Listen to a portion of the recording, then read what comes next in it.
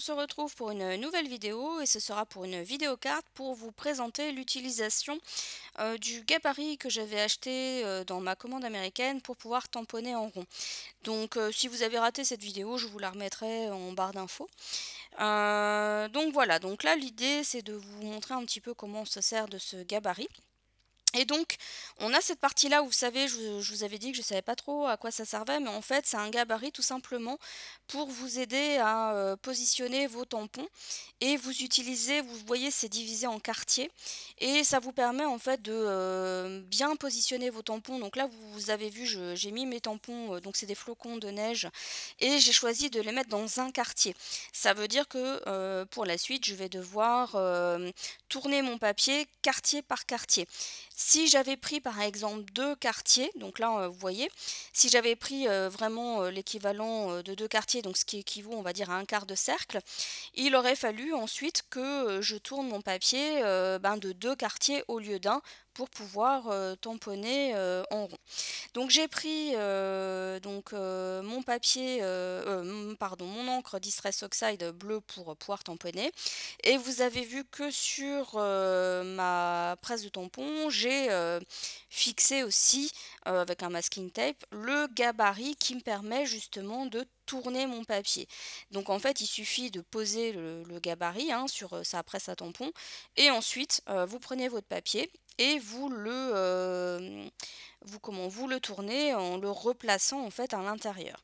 Donc c'est vraiment tout simple à utiliser et ça vous permet vraiment de pouvoir tamponner en rond.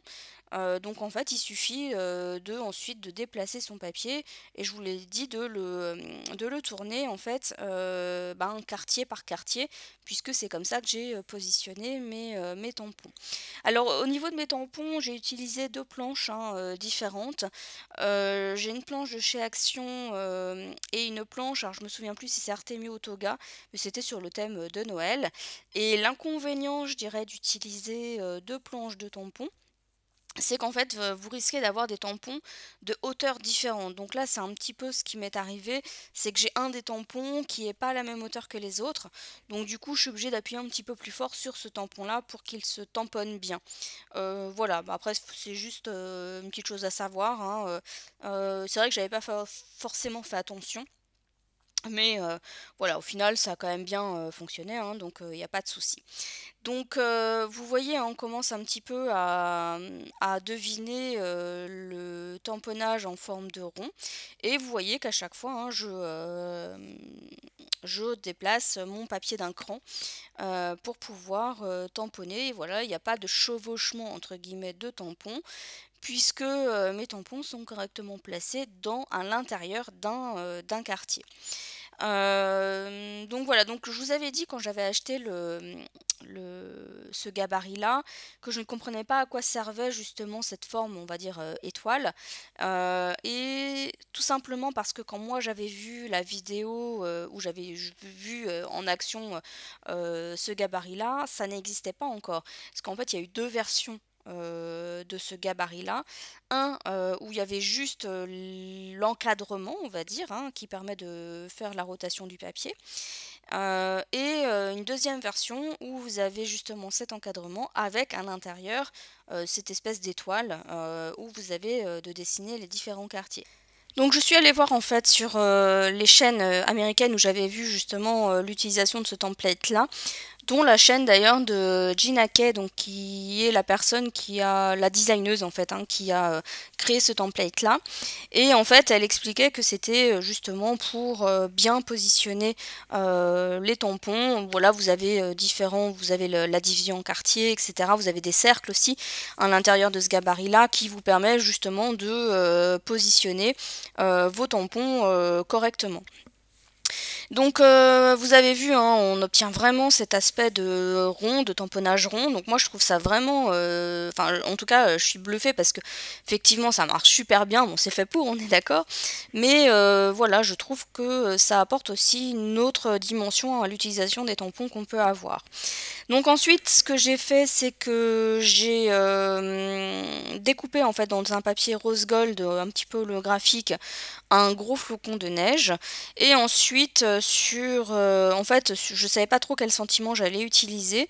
Et ce que j'ai fait, c'est que j'ai sorti des planches, différentes planches de sentiments que je peux avoir en français ou en anglais.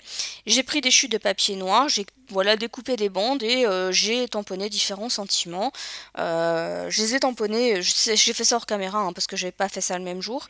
Je les ai tamponnés en fait de manière à pouvoir les embosser. Donc je les ai embossés en blanc, en argenté et en doré. Et voilà, donc l'idée c'était d'utiliser une de ces bandes de papier pour mon sentiment. Je voulais voir ce que ça donnait un petit peu. Et pour avancer un petit peu, j'ai aussi ancré les bords de mon fond de carte avec toujours la même Distress Oxide. Ensuite, ce que j'ai fait, c'est que j'ai pris ces papiers donc, qui viennent de blocs de chez Action. Et donc c'est un papier bleu miroir et un papier dans les tons roses mais qui est plutôt mat. Donc je vais redimensionner mes papiers aux dimensions hein, de la base de carte. Donc il doit mesurer, je me souviens plus très bien mais ça doit être 14 cm de côté. Et voilà, comme d'habitude, je fais mes petits repères et ensuite je découpe à la guillotine pour justement faire une découpe hein, franche et nette.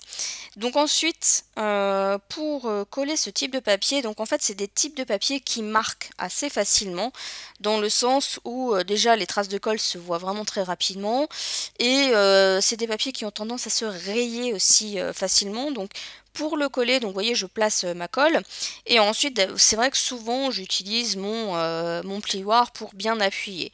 Là pour éviter ça, en fait j'ai pris un chiffon et j'ai appuyé avec le chiffon pour éviter toute trace en fait sur le papier. Et j'ai tout simplement répété la même opération avec le papier rose qui est cette fois-ci plutôt mat.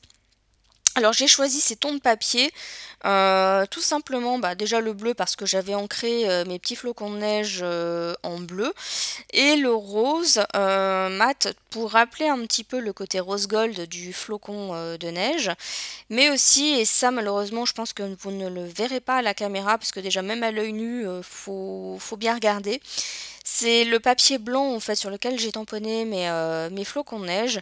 Il est en fait, je l'avais ancré avec une encre rose irisée, une encre en spray.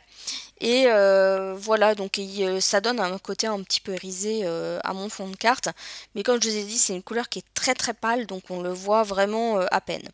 Mais du coup, comme c'est quand même présent sur mon fond de carte, je voulais rappeler un petit peu cette couleur-là, avec le papier que je suis en train de coller et le flocon que je vais utiliser par la suite. Donc pour coller en fait mon fond de carte, j'ai choisi de le mettre en relief avec de la mousse 3D, tout simplement pour donner, je dirais, de la dimension à la carte et pour éviter qu'elle ne soit trop plate. Voilà, donc ça c'était, voilà, moi j'aime, alors, j'ai déjà fait hein, des cartes qui sont entre guillemets plates, mais là pour le coup je voulais que ça ressorte un petit peu davantage, d'où le fait d'utiliser de la mousse 3D. Donc après il n'y a rien de compliqué, hein, il suffit juste d'enlever les pellicules de protection. Et puis de venir fixer le fond de carte sur la base de carte en essayant de centrer le plus possible. Moi je fais à l'œil nu, hein, je ne mesure pas nécessairement, donc c'est peut-être qu'à 1 ou 2 mm, c'est pas totalement bien centré, mais vous voyez l'idée. Donc ensuite, ce que je vais faire, c'est que je vais venir placer mon gros flocon de neige sur le centre de ma carte. Et l'avantage, en fait, c'est que comme j'ai tamponné en rond, le centre de la carte, enfin du fond de carte, il est facile à trouver, en fait. Donc voilà, donc après, il faut juste mettre de la colle sur le flocon. Donc comme c'est une découpe qui est fine, j'ai utilisé le fameux stylo colle que je n'aime pas et je mets de la colle là où il y a le plus entre guillemets de papier parce que comme c'est une colle qui déborde et c'est pour ça que je ne l'aime pas, voilà, je voulais éviter d'avoir des traces de colle hein, sur la carte. Et puis ensuite je vais bien appuyer hein, pour que ça reste bien fixé. Donc c'est une colle, il n'y a pas de souci, elle colle très très bien, hein, là-dessus il n'y a pas de problème. C'est juste qu'en fait je n'aime pas le fait qu'elle déborde en fait, voilà tout simplement. Et et on ne fait pas du travail très très propre en fait. Donc voilà, et ensuite je vais tout simplement venir coller mon sentiment, donc qui est le mot Best Wishes. Je vais le mettre en 3D pour le faire ressortir aussi davantage et ma carte sera terminée. Donc n'hésitez pas à me dire ce que vous en pensez en commentaire. Donc je serai peut-être un petit peu plus longue que d'habitude pour vous répondre puisque voilà, avec les fêtes de fin d'année, etc., j'ai pas forcément toujours le temps d'être derrière mon PC, mais je répondrai à vos commentaires. J'espère aussi que vous avez pu passer un bon réveillon de Noël. C'est vrai que cette année c'est un petit peu particulier je pense pour beaucoup de monde, moi y compris. Donc malgré tout j'espère que vous avez su profiter. J'espère aussi que vous allez bien profiter de votre réveillon du Nouvel An. Là encore une fois, ce sera je pense particulier encore pour beaucoup de personnes.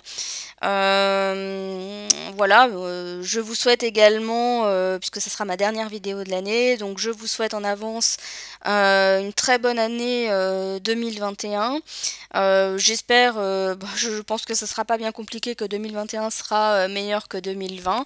Je vous souhaite tout plein de bonnes choses, plein de scrap, et on se retrouve l'année prochaine pour une nouvelle vidéo. Bye bye!